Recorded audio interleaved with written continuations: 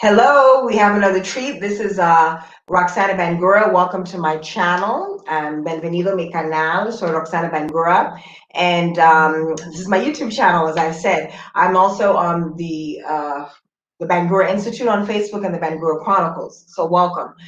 Today I have another treat. Again, international attorney, Miss Suzanne Daniels. She is from the great country of South Africa, and she now calls Los Angeles home. I will allow her to introduce herself to you, but she's also one of the co-collaborators of the book that we are all in together called Nomads, Adventurous Women Changing the World While Traveling. And that book will be available tomorrow on Amazon in the ebook form, and then the paperback and hardback will be available on the 20th of August. So please be sure to check that out.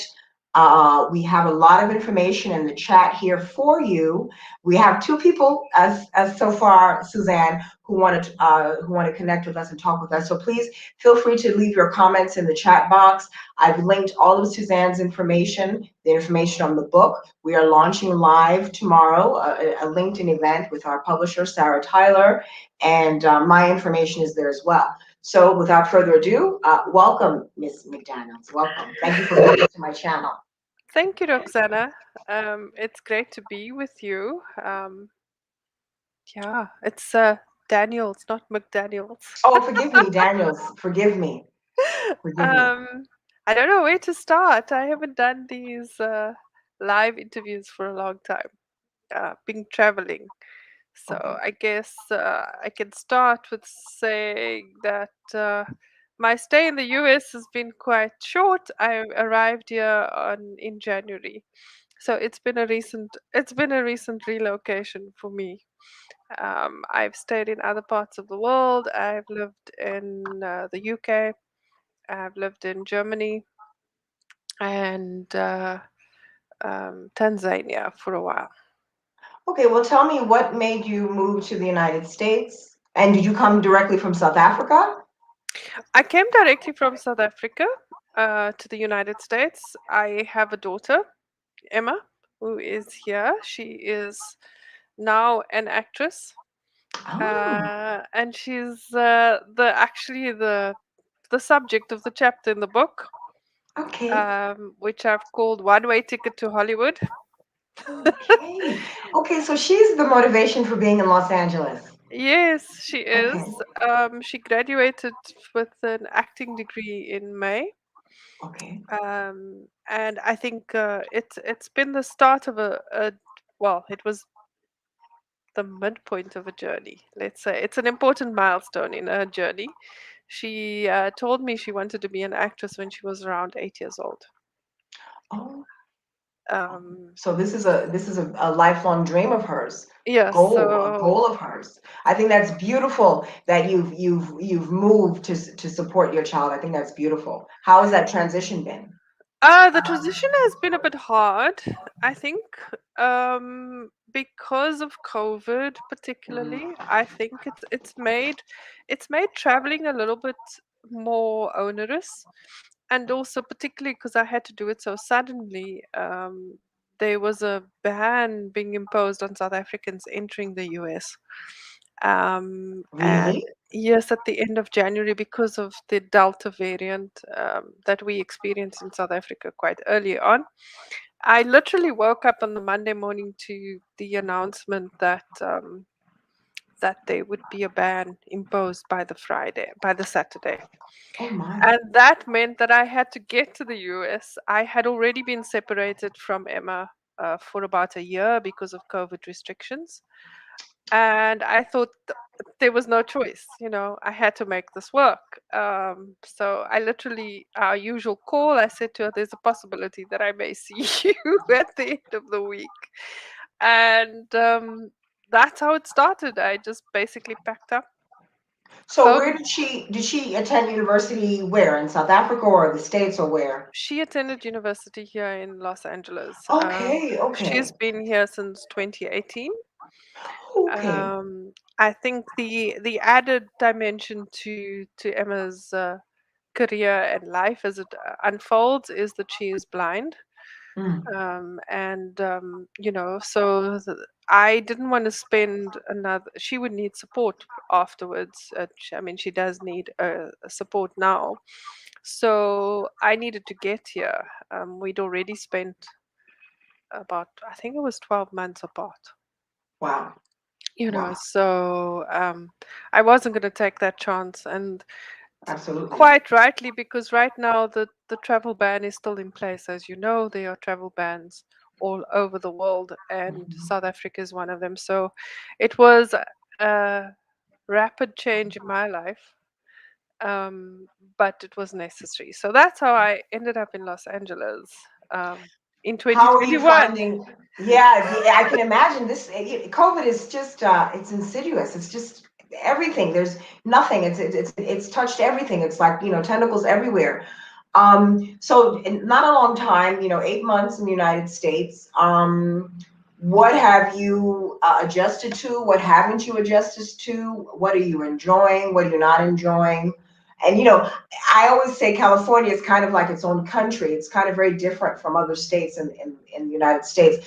What is your take on life there? I think it is very different um, to what I expected from the other states. I have friends living across America. Um, I think California is a little bit. It's the size of South Africa, My word, so huge. so it's kind of like I've literally moved to another country instead of just another state. I find the diversity here is similar to, well, a little bit on a bigger scale to South Africa. It's been interesting for me because it's learning different cultures, learning different languages. I'm often mistaken for being Spanish, um, Mhm. because of my color. So Mhm. it's kind of weird because I don't speak any of those languages. You probably get funny looks. Yes, it's like, what's wrong No with habla you? inglés, no habla español. ¿Por qué? Yeah, yeah, that you're throwing people off. You're Yeah, throwing people off. and then Um, when I speak, they also uh-huh. think I'm English. So it's Yeah, they don't know that accent. Is there a South African diaspora there? Have you ran into any South Africans there? yes, they are. There's quite a big, well, in my estimation, it's quite big. There's about over 100,000 South Africans here. Mm. So it's quite big. I also have, luckily, a friend of mine has just been relocated here as well. Oh, So nice, so at least nice. I have some semblance of, family. When I first got here, it was actually quite alienating, because it was in the middle of hard lockdown. Um, Mm. and I had to isolate, self Mhm. isolate for a period of time. I also then got very sick, so it was actually quite strange getting sick in a foreign country. Oh, Uh, absolutely. In a foreign country in the middle of a pandemic, it's just you so many know, weird things. Well, yes. you have 8 months in. Um, you're supporting your daughter in her acting career. What what are her immediate goals? Like, yeah, I know you said the book is the portion of the book. What is the title of your story in the book? In the book, I call it One Way Ticket to Hollywood. One Way Ticket to Hollywood. Okay, and let's talk a bit about Emma and what she's doing. You've dedicated, this portion of your book to her. How is she doing? How is she doing with her mom there? I know she's, I'm sure she's happy for you to be there with her. How is it going on auditions? Share that with us. Well, she's. I must be very honest and tell you, I'm very proud of her. She's graduated summa cum laude. She was the first. She was the first student at the school who was blind, and So she's a so trailblazer. she's You definitely a you go, trailblazer. girl. You I'm go, very, girl. I'm exceptionally proud of her Well because done. she told me she was going to be an actress when she was 8, and so And she's this is done, what she's doing. and this is what she's doing. So that's a great part. So Mhm. since graduation, she has had to wait for her employment authorization, which has just come through. So she's been working on a script with some colleagues. She's working on a show with some students. It's actually a musical, because she dances and sings and does all the arty things that I So don't she's do. just this multi-talented, trailblazing, tenacious, focused young woman. Yes, she Very is. good. She's exceptionally focused and Very good. quite driven in her art. Mhm. And she's also done a couple of editions for web series. Mm. The confusion right now is between, as you know, I'm not sure about the COVID situation. People are sort of starting to wear masks again indoors, and that obviously has an impact on the way that films are made and things like that, because the industry was just opening up, so there are lots of more demand, but at the same time, one has to watch what the requirements are. So I When think you're it's saying that people are starting to wear masks again, I'm in Mexico and we haven't stopped wearing masks since last year. And I keep on seeing with my friends and family in the States, people are depending on where, I'm not saying all of the United States, but where my family is in the eastern part of the United States on the Atlantic coast, I'm seeing people without masks. I'm seeing people without masks in the South. And I'm just like, what's going on? mm. We never stopped wearing masks in my area of Mexico. It never stopped. Well, I mean the same. Excuse me. No problem. The same with us in back in South Africa. So, it was a bit confusing. It's a bit confusing for me. It was also liberating because I was like, ah, finally. But it also causes confusion because you're not sure. So, I mean, I have adopted the policy. While we are vaccinated, the policy is we wear masks when we go outside. Mhm. Just to be safe. But on set, obviously, you can imagine having to wear a mask and act, and those things are different. So there are all these kinds of rules, but and also because I have to accompany her to those things, it kind of we navigating a whole new territory right now, which I is I quite. hear that. I feel that, and I can imagine. Now, you are her support. You're her main support. We're mothers. Your mother. How does that impact you in because she's an adult now, but she's an adult that needs support. How does that impact your life? How does that inform your career? Um, it's just the two of you. I'm imagining how do you navigate that? Being her support, her primary support person, and then also, you're an international attorney, you're a corporate advisor, you have a career, you're a writer. How do you navigate that? I must say it wasn't easy in the beginning. I'm also I'm also a single mom, so Oh it's well, I can relate. yeah. I'm sure you can. You Yes, know, so we we juggle. we always juggling. I actually think I'm a more professional juggler than a Yes. lawyer. Yes.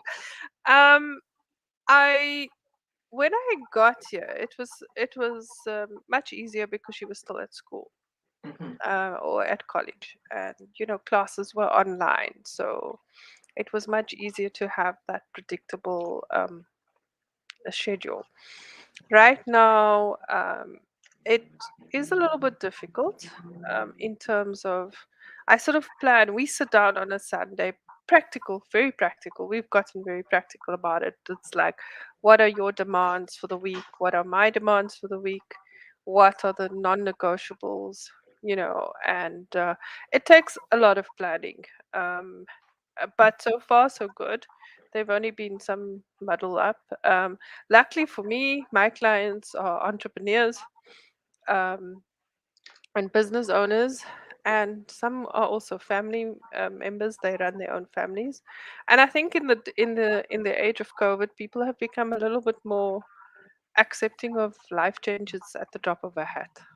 Oh, I Uh, totally agree with that. That's definitely true. We've all had to pivot and flex and bend. So I agree with that. And the fact that you are, you have your consultancy business, you're a business owner, an entrepreneur, and you're dealing with such people, they can relate to you. Well, talk to me about your clientele, because you're an international attorney, compliance, labor law. I don't know the specialization. Talk to me about your law specialization and who's your Well, typical client. my core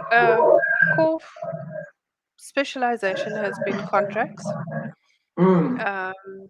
So that is where I started out when I got to the United States as well. I have clients across the world. I'm lucky. Um, I have clients in South Africa. I have clients in Portugal and the United Kingdom, and then I also have clients here in the US. So it's like I'm quite grateful that I can do my stuff virtually, Okay. literally from wherever. I have been working on set as well, taking my Have you laptop. really? Juggling, mommy has to make it do what make it do. Yeah. I'm so thankful that I don't. The only thing I don't schedule on set, obviously, are calls and things like that. But the research and the putting together, I can do that. So I wear my headphones and I get stuck in my And own you little get world. in your own little world. What does your daughter think about your writing and talking about her in this book? What is she saying? Well, she was a little bit bemused. She liked the story. She's like, "Oh, now people are gonna find out about me." I said, "Well, that's what you wanted." It was actually meant. I meant to write the book. The book. I meant to write a book about her for her 16th birthday. So it's like 5 years later. Better So late than never. yes. So she got the chapter, which, as I was writing the chapter, I realized that I should actually write more of the story of her. I think I began to fully appreciate that my experience with her needs to be told, and that I've always shied away from telling the story. But I think it's important that these positive role models and positive outcomes actually get told. I agree.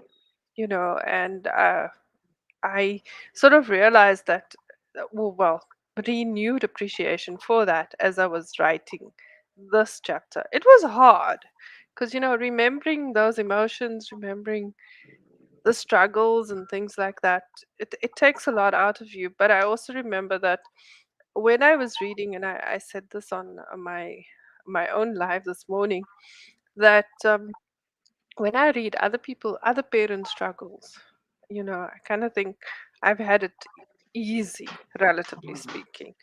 Um, and, but also at the same time, I also had different coping mechanisms.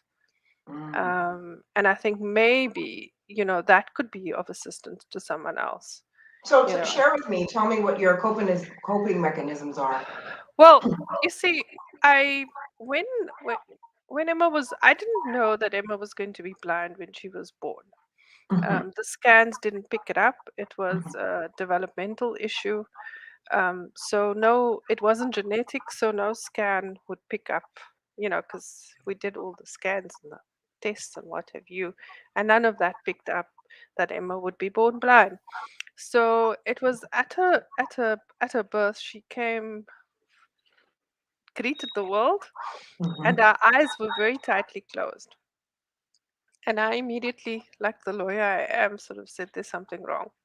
Mm. Um, and nurse said, "No, don't worry, her eyes will open." I said, "No, it's too tight." I insisted. I think, like I say in the book, I think that's the first time the mother instinct kicked in. I said, "No, there's something wrong." So they got a specialist to look at her, um, but late in the day. And that's when he sort of broke the news that she was blind.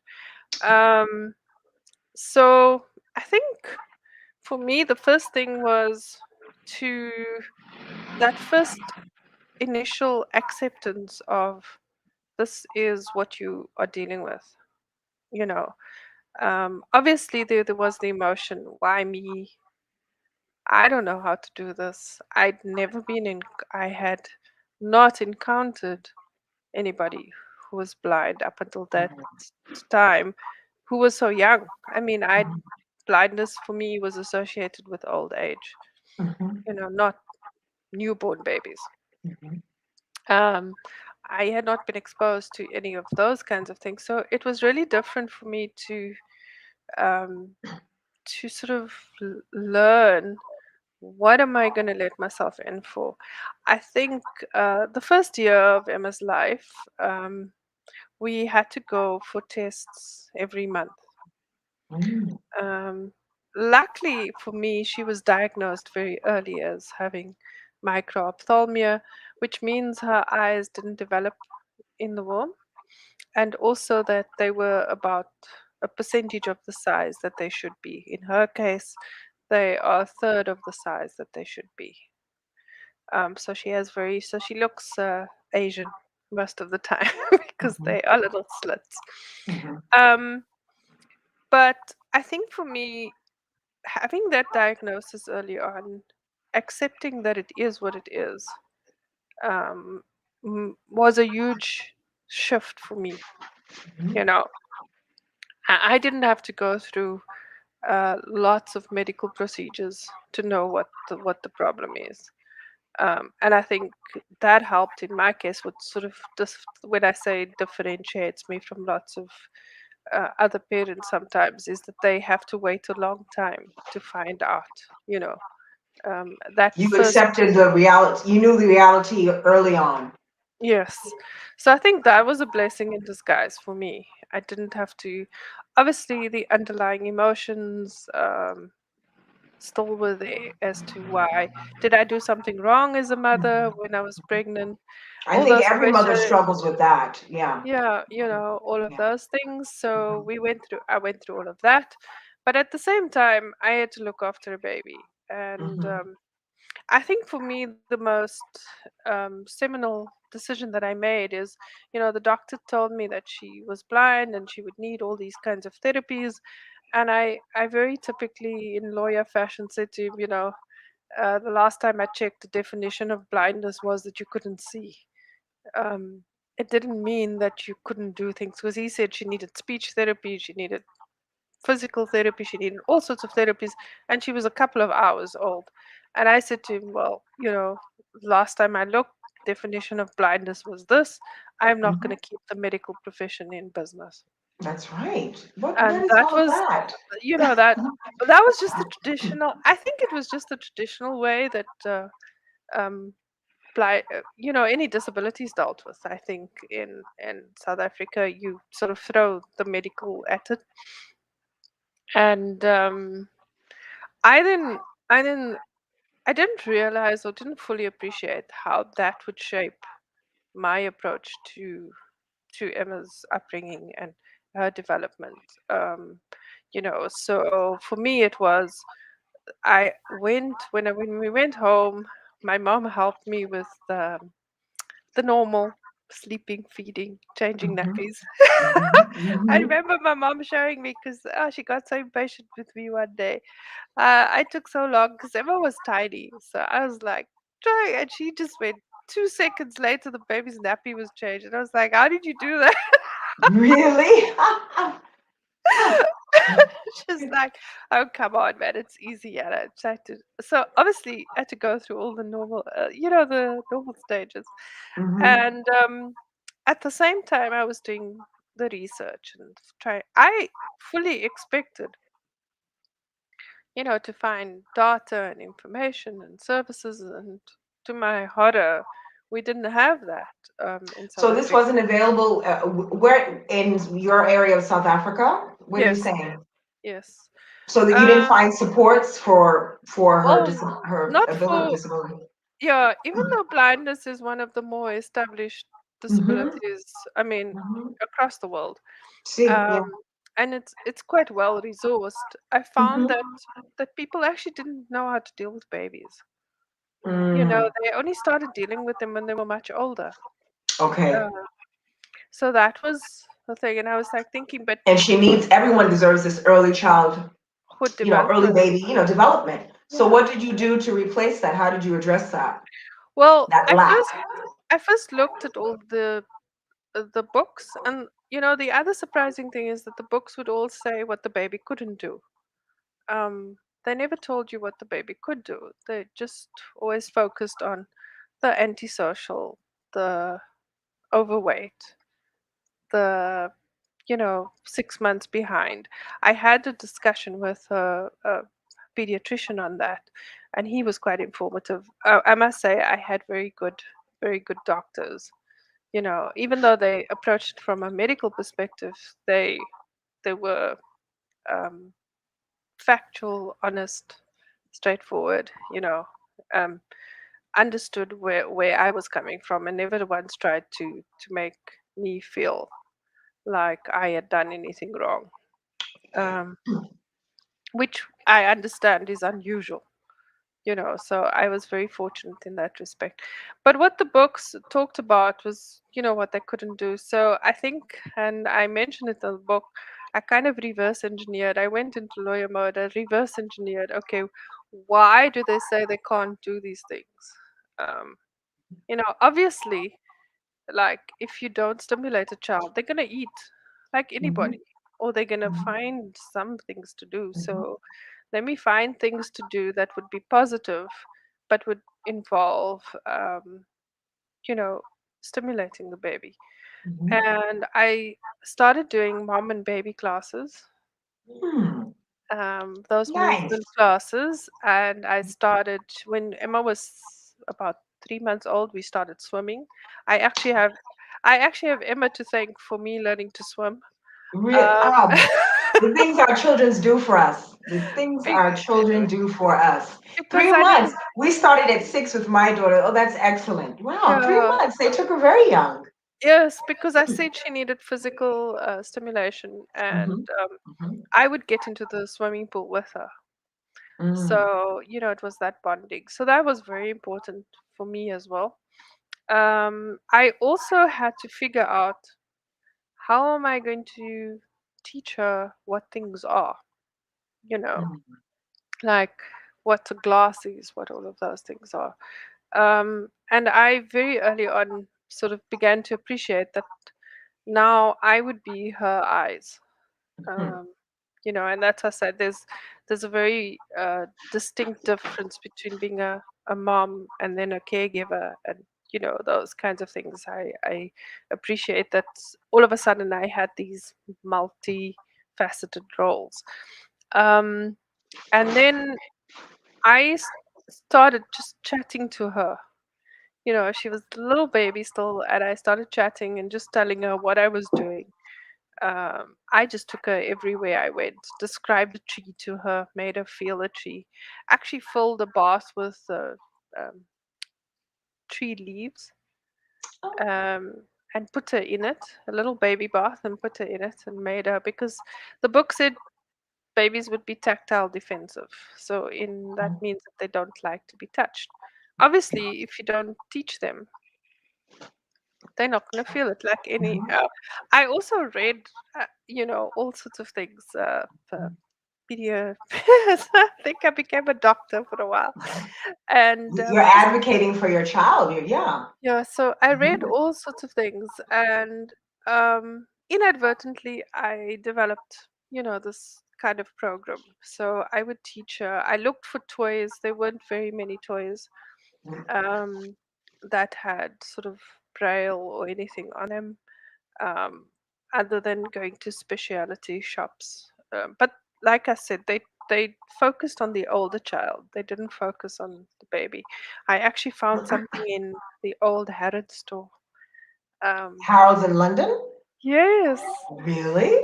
I went to the toy shop and I was like already had given up, and I asked the gentleman if they have anything in braille, and he said yes. I always had a because they had this little keyboard with the letters and the braille letters on it, and I was very impressed. And obviously, I bought whatever they had in braille and Hmm. brought that back for Emma. I also found a bookshop in New York that I could order online, and they had Braille books. So that was good. I learned Braille early on. Uh, Wow. it was very funny because I was like closing my eyes and doing that, and the teacher And says, "You." yeah, to assimilate her. Now, what about friendships? How was her adolescence? How, the community, if she spent, did you spend time in New York with her, South Africa? How did she form friendships in school, or, neighbors? How did that work for her growing up? Uh, growing up, she went to school quite early. Um, the first few months, I was full time at home. I Mhm, managed to be able to stay with her at home, and I think she was about 16 months mhm, when I put her in a Montessori school. mm. Um, she This was also a teacher who's had a phenomenal impact on her life, um, who had wanted to start a school for special needs kids. Mhm. And I had gone through about 10 schools already, and they actually didn't know what inclusive education meant. So, 10 schools. And this is you in know, South Africa? in South Africa. And these were sort of, I phoned them and they'd all say they're inclusive and they're this, but they didn't understand what inclusivity meant. They were talking more about racial issues than And that's not what you needed. what I needed. So Yeah. when she came along, she started a Montessori school focused on children with special needs. And it eventually Because became that wasn't being serviced, that right? was being serviced. And Emma was one of her first students. Hmm. So she ended up in a Montessori environment for 6 years, which was the preschool time, and that was great because the program was developed with children like her in mind. They were in classes with other kids uh, who weren't disabled, so she had a fully mainstreamed environment, and which was and that's being inclusive. yes, That's and being that's been inclusive. inclusive, and that really helped with socialization. Um, Emma is quite a social butterfly. Uh, Yes, she's an activist. she She's an loves activist. the social, but those things are taught. I think I spent a lot of effort in those early years.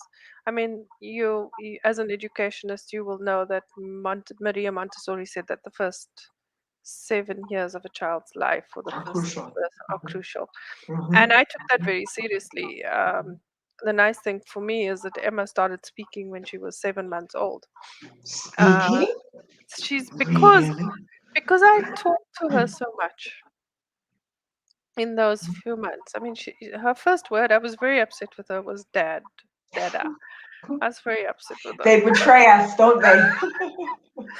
Um, but I mean, it showed that what I was doing worked. Worked. I spoke to her continuously. I was actually exhausted by the end of days because I would be speaking to her. It was like having running commentary on my life. I'm in the Mhm, kitchen. I would put her in the kitchen. I would have to describe to her what I was doing. But that makes cause sense now because she knows what it means to wash dishes, to hear dishes being. She mhm, knows what it means to have the stove sizzling. She knows what a tree is, mhm. as simple as that. When we go walking, she knows what a car is. And people sometimes ask, how do you know these things? It's like she Yeah, says, her I don't know. mother. I Yeah. don't know. It's Yeah. like, and then had it explained to her, this is how I did it. Mhm, Um, because there was no textbook. mhm, Um, we got it wrong sometimes, I must say. I worked very closely with her teacher, Jessica. We worked very closely because Jessica also said to me, "Look, I haven't done this before." So I said to her, "Well, neither have I." We'll be learning together. We'll be learning Yeah. together, and I Yeah. think that was the most important thing. I think I was open to suggestion. I was not stuck in a particular dogma of how I wanted things done. I think that was very important for me, that you need to be open to listening. Obviously, you have to. make sure that your child is safe. I mean, we let Emma climb a jungle gym, you know, those little things, Mm-hmm. so that she could learn balance and things like that. Mm-hmm. And one day she jumped off, like, and she broke her arm, Ooh. l- like any other child would have done. You know, Yeah. teachers were sort of very scared to phone me. Said, "Oh, she's a lawyer. She's gonna sue the school. She's gonna do this." And I actually said, "But that's normal, you know." That is no. That And that this is how I want you to treat my child. Yes. Yeah, I said Mm-hmm. that's what happened was like what would happen to any toddler. Mm-hmm. I said, Stop but othering. They were othering yeah, her. Mm-hmm. and I think that philosophy, you know, sort of permeated. So she went to a lot of parties when she was young, in talking about socialization, you know, Mm-hmm. in a nursery school, and she went to every single party. I was always astounded at her birthday parties. Every child came, so it was Oh, always so she's popular, obviously. so it Yeah. was always full. But that helped with, you know, not being different. It Um, sounds like you had a supportive village. I know you mentioned your mom. What about her, the greater community, your neighbors? I don't know, your workmates or whomever. They seem to be very supportive of your life. If you had this great social circle, her school. Her school was, I think, because people realized that I wasn't, and I sort of, well, let me step back. I had to realize that in this situation, you would need people, Mm-hmm. you know, and that you need to ask for help. I was very dependent. I mean, you know, as a single mom, um, I wanted to do everything by myself.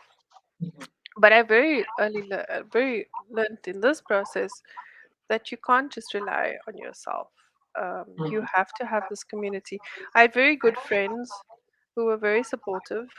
Once again, a circle of women who were very supportive, who had been moms themselves. I was the last one in my circle to become a mom, so Okay. it was kind of interesting. But you know, they have had children. They might not have had children with Emma's condition, but they were sympathetic to the dynamics of what parenting was all about, and they could guide me on that thing. My mom herself had 5 kids, so I think she had 5 different personalities. So she could tell me, you know, she could guide me as well. Mm-hmm. We differed about parenting styles, but in terms of the fundamentals of developmental issues and Yeah, things like that, she she was knew. well qualified. Yeah. Um, How would you say that you this book that this portion of the book that you dedicated to your daughter, how impactful do you think you will be to other mothers who have children in general, just children in general, or in particularly children who are differently abled, children with disabilities, quote unquote? How do you think your story, sharing your story, will be in fact impactful and insightful for women, particularly single mothers? I think the story is don't put limits on yourself. Don't Bet limit, on yourself. yes, on your, don't put limits on yourself, Mm-hmm. and also on your child. Mm, Um, you know, I didn't know all the answers, but I knew that I wanted to bring up a child that would know that whatever she wanted to do would be possible. I was mindful of the fact that she couldn't see, but I wasn't going to close off opportunities to her, you know, because that is what happened in the community that I came from. We were stereotyped into blind people can only do this. mm. And, you know, um, I was not. I think the options at the time were like telephonist and um, What was the options? you know, answering the phones, reception, and Oh, like menial clerk wow. work. Emma has bigger plans. Well, it was interesting when she was in high school. She went to a school for the blind for her junior school and high school part of the career because we couldn't find any mainstream schools that were able to adequately assist with the special. with the special needs. So she went to school for the blind, which was a smaller school and just catered for children with visual impairments. Hmm. Um, but even when she told them that she wanted to be an actress, it was a bit of a shock, a culture shock. Really? So there were lots of stereotypes that we had to deal with, in terms of that. But for me, it is you as a parent, you have to be a little bit stronger. Um, I had to do a lot of advocacy work, um, even with the teachers at the school, because we found that we had different outlooks. I traveled a lot with Emma when she was younger as well, so she did have a bigger world view than just South Africa, and I think that also helped. That also helps. Um, so I think Where for did me, where did you live? You mentioned Tanzania. Where else did you live? I lived in the United Kingdom for a while and also in Germany, in Berlin. Okay. Okay. And when we used to travel, I made a point of having a long holiday every year because those Mhm, days I still worked as a full-time lawyer, and mhm. the hours were awful. Mm, So I used to take a month off. Um, and I think it's just important to expose your child to as much as possible. It doesn't mean that they are going to be that kind of person, but to give them the options. And I think the most fundamental thing is that I taught that I also had to learn is that, if you're going to teach your child that the world is your oyster, make sure that you say that you put your money where your mouth is. Because absolutely. my reaction to Emma saying to me she wants to be an actress was, "Oh, you need to be a lawyer. You need to do the safe thing." And I actually had to learn, as I was saying this, I thought, how can you teach your child that the world is you have options, but then you limiting her? Hmm. So those are the kinds of adjustments that you have to make. And I think to inspire parents that you don't have to limit, you don't have to think that they are going to be a burden to you. Obviously, and I think this is the lawyer in me is obviously you have to make special plans and make sure that you cater for the needs of your child. Like, I had to, for example, the kinds of things that I had to consider when Emma was here in the US and I was in South Africa is who would look after her if something happened to me? You know, Mm, who would I give authority to? Who would she stay with? How does she then live? And those kinds of things. And obviously, being so far away, we had to put in place special things. Even when we were in South Africa, what if something happened to me? mhm, Who would be her guardian? Who would be so? Those are the things that, even though you think of it as a, for want of a better word, a normal parent, there is this added dimension of how will she take care of her financial stuff? How will she take care of those things? Um, what happens if she gets sick? I mean, I actually had this question with her the other day, and I said to her, "What would you, if you were to be involved in a car accident? What would you, when do I switch off the life support? When do I do those kinds of mhm. things?" And she said, "Why are you asking this?" I said, "No, it's just something that because I had to deal with it with one of my clients." I said, Ah. "I had never asked you these questions, Mhm. and now you're an adult. You actually have a right to tell me, Yeah, you yeah, know." it's true. Um, so I think it's all of those things. I think it's inspiring for parents, for me, because just to look at the journey, not to limit your child. For any Mhm. parent, there are no limits. And I think the other important thing for me was this whole question of mindset. And for Mm, me, mindset is a little bit broader than just feeling good. mm, It's how you approach life. I mean, mhm. Emma's life could have turned out very differently if I had not stood my ground early on as a parent. Absolutely, You know, absolutely. Yeah, if um, you didn't champion for her, it could have been. I mean, she's a summa cum laude living in Los Angeles, but you instilled that in her, you know. so it's very important for parents, and I think whether your child has special needs or not, we have a responsibility way beyond what we appreciate. Um, And I think, when you're shaping the minds of young people, you have to bear that in mind. And also now their world is a lot different to the world that we grew up in. Absolutely. You know. They have sometimes I think they have too many options. I think so too. I think so too. I find with, I echo, just about all of what you're saying, particularly being, the champion and advocate, letting them know that, believing in them, no limits. With my little daughter, she'll be 13 soon. I basically told her, my expectation of you is to be happy, for you to center yourself and to be a good person, and take care of yourself, be kind, that's about it.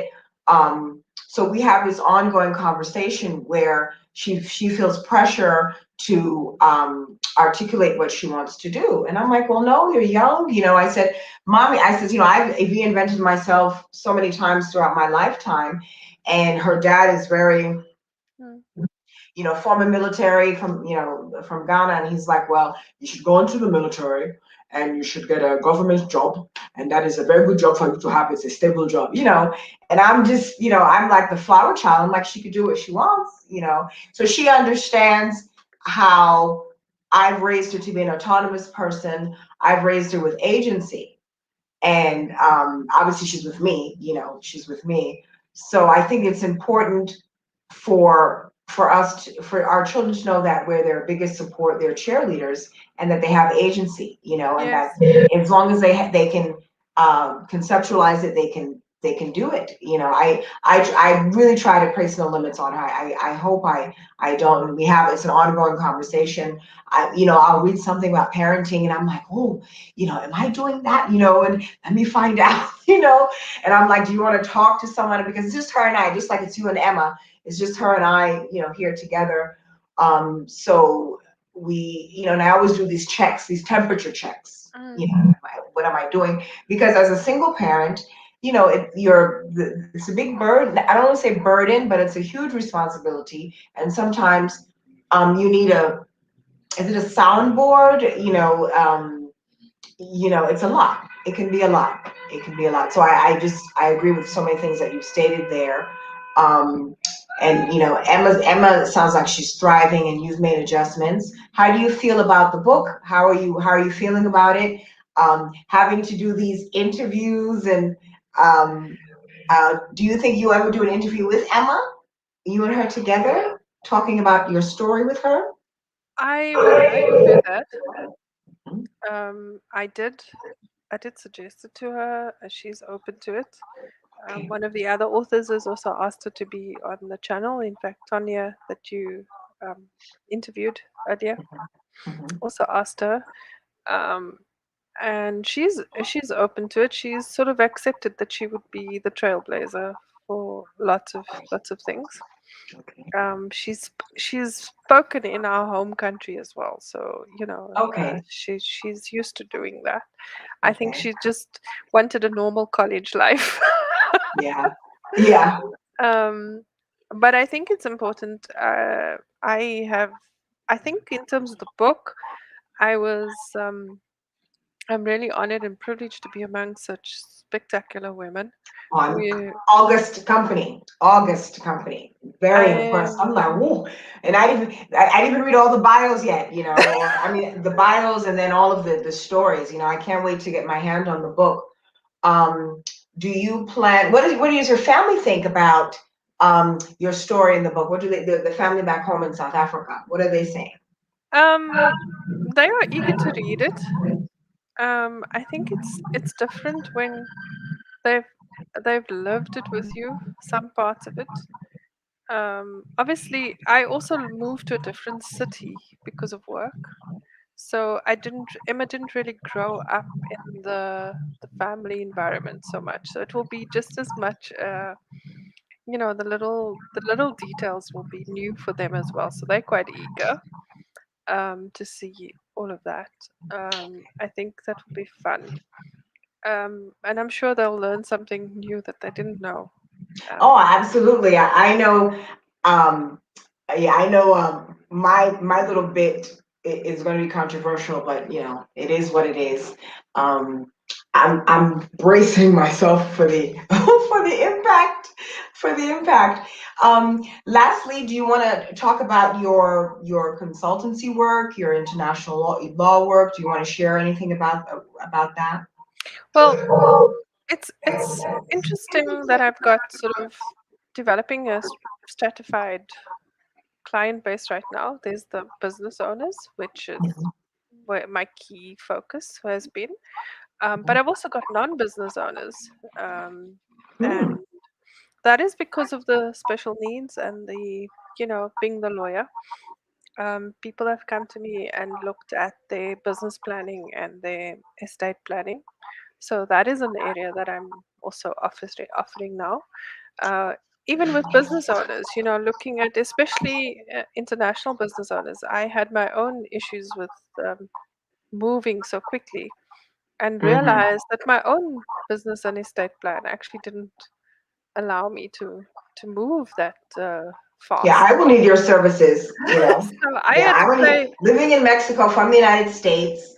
I want my daughter to, her dad is getting, what is it, citizenship in Ghana for her. So she'll be a dual citizen with residency, and then she has legal residency here. So I need to lay the groundwork for her because I want her to own property here in Mexico as well as in Ghana. So I know I'll consult with you. that's typical of what kind of client that I'm actually busy working with now, because the world has opened up, Mm-hmm. but the Mm-hmm. law is lagging behind, Always, always. always, which is the case. And so we have to be as proactive as possible.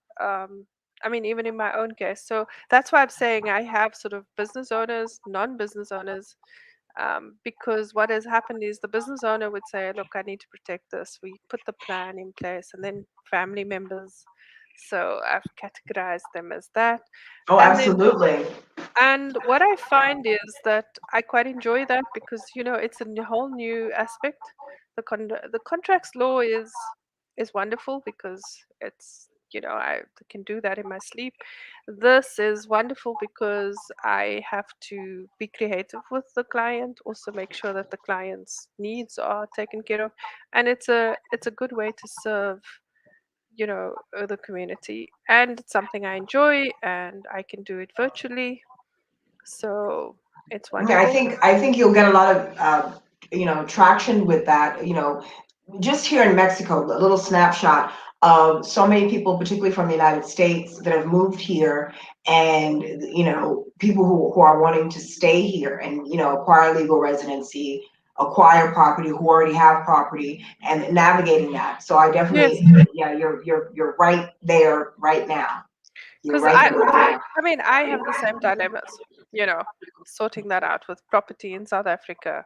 How do I start a life in the USA? It's actually, talking to colleagues. I've also joined up with a couple of colleagues here in the US and internationally. And that's where it's wonderful having the network, the experiences to actually say, okay, let's work together. So while I might be solo advisor, I do have this network that I can rely on, and that also makes it much easier for me to do these international consultations. Oh, it's brilliant. It's brilliant. And on your own time, how you want to do it, so that you can still Yes. be fully present for your child. And that's all we want. That's all we want. Um, my daughter, I'll be, writing something, and I'm in whatever I'm doing. I'm fully focused on what I'm doing when I'm writing. My mom, oh, mommy, look at this TikTok. Look, look, look, look. I'm like, oh, come on. I'm doing something.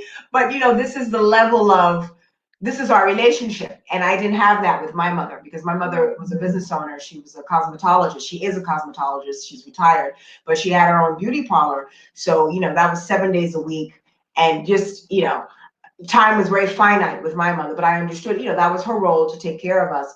With me, I'm in the home with my daughter, and she's like, "Mommy, did you know that, she'll see something online and tell me about it?" And I'm in the middle of a really important thought, and I have to stop. But that's the beauty of being able to work on your own terms, to be an entrepreneur.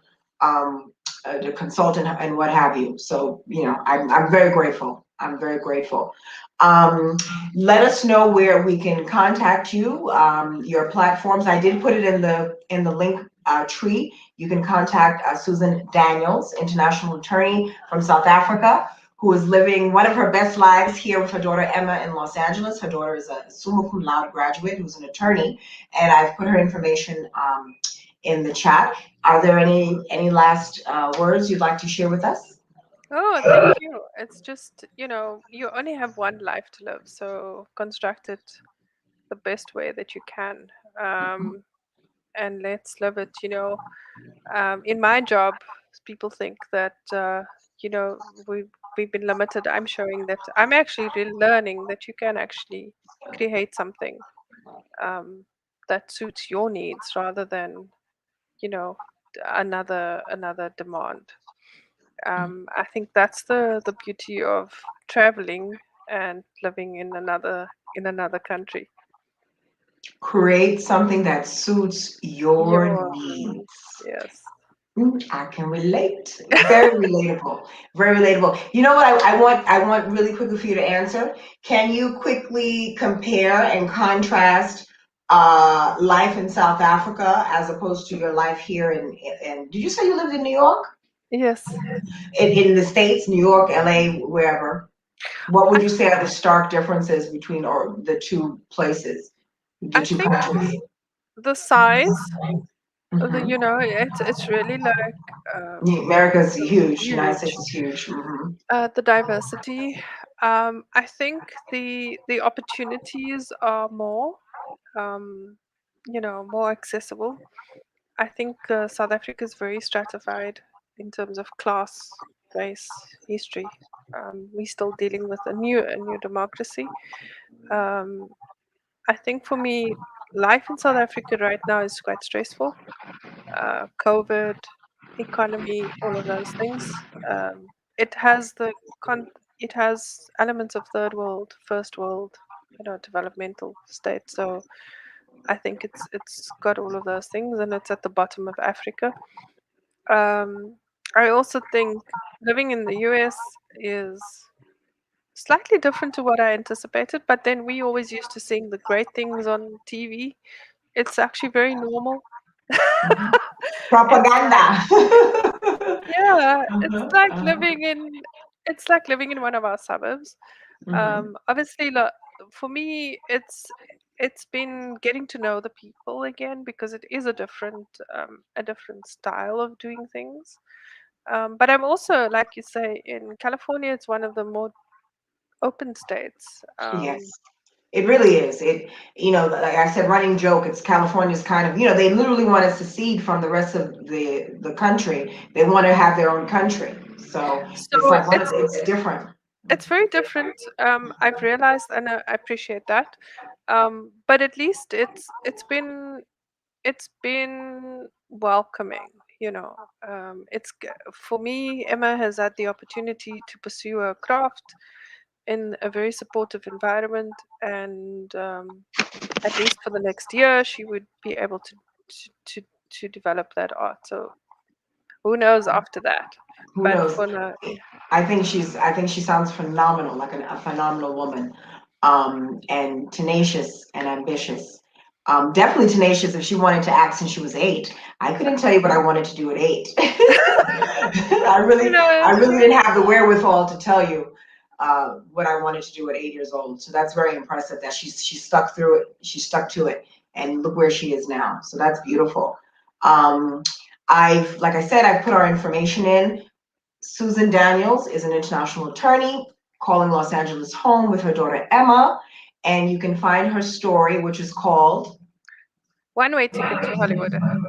okay, in our book, Nomads, Adventurous Women, um, Changing Lives While Traveling, Changing the World While Traveling. Changing the World While Traveling. It's published under Nomad Publishing with Sarah Tyler. And earlier today, I talked to Tonye. And next week, I'll be talking to one of the contributors who she's from India. I don't think she's living in India. I don't know what country she's in. So I look forward to that. I thank you for your time today. Thank you. Thank you. And we'll be seeing you. I'll be contacting you to take care of these properties Excellent. for my daughter. Everything is for my daughter, nothing for me. Everything is for her. All right. Thank you, Ms. Daniels. Thank you. Talk to you soon. Bye bye. All right. Bye-bye.